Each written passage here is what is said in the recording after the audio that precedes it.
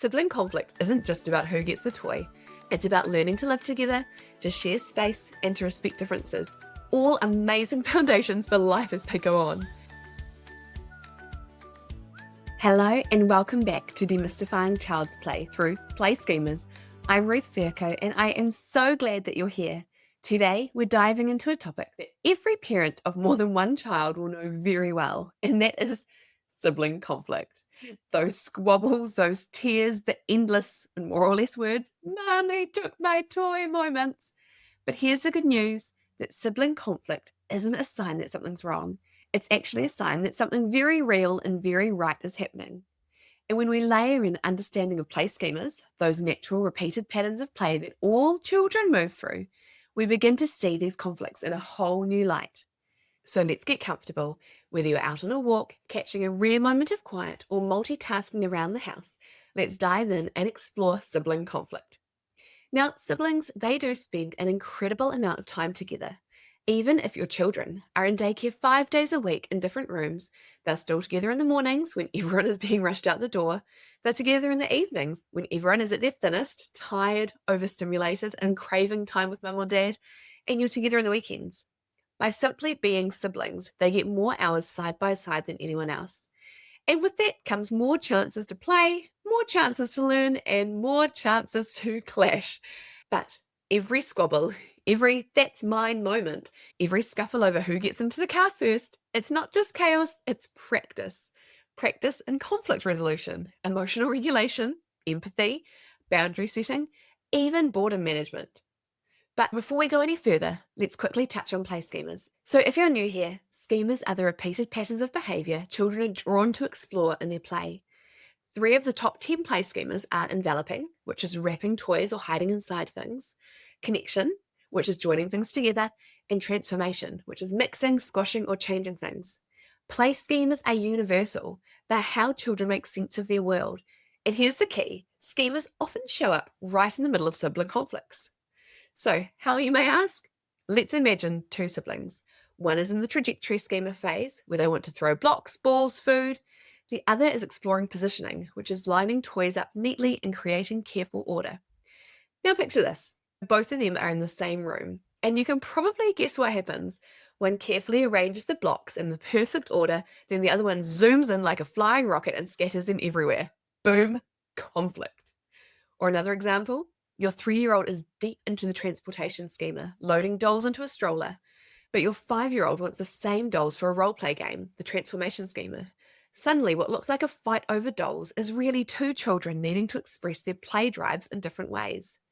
So when we, as parents, can name the schema and recognise what's underneath the clash, the frustration can soften. Instead of just seeing bad behaviour and them fighting together, we can see they've got different needs colliding.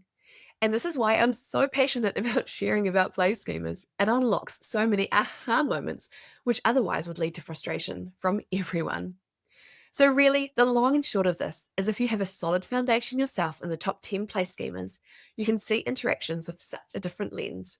And do make sure you head to playschemas.com/free to download the top 10 play schemas cheat sheet for free and any other freebies you see there too. So that's playschemas.com/free. Okay, so now you know why there's a clash. You might be thinking, well, when do I step in? How does this all work? And when not to? And what to do when these needs do collide. Okay, number 1, you are going to pause. When you're learning to see which schema your child is working through, I always start with getting you to pause and observe, and this is no different. So pause, give them a moment. You might be surprised at how capable children can be at working things out on their own when we don't jump in too quickly. You're giving them the chance to learn this skill. Number 2, narrate neutrally. Instead of blaming, "She had it first, give it back now," you might say, "That looks like you both want the same toy." This helps both children feel seen without anyone being labelled as the bad guy. Number 3 from this step is coach, don't control. So you might offer strategies like, what could you say to your brother instead of hitting? How could you both use it? Through these sentences, you're teaching them problem solving, not dictating situations and solutions. But with these strategies, these are always things you will have had to work on beforehand when they aren't in the big emotions, having them all flying around left, right, and centre. This is a coaching moment, guiding your child in what they already know, not a teaching moment. Okay, number 4, support their emotions and name them often, in the situation and out of the situation. You're angry. That makes sense. You sound really frustrated. It looks like you're proud of what you've built. Naming feelings is one of the most powerful gifts you can give your children. It gives them the language to use themselves when they're able to and ready. Okay, number 5 is practice I statements.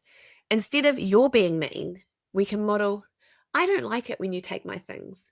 It's clear, it's honest, and it invites a response.